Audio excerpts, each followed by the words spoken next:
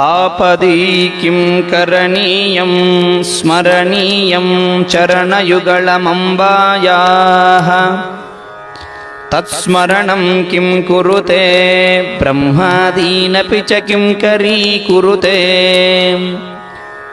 पातय वा पाताले स्थापय वा सकललोकसाम्राज्ये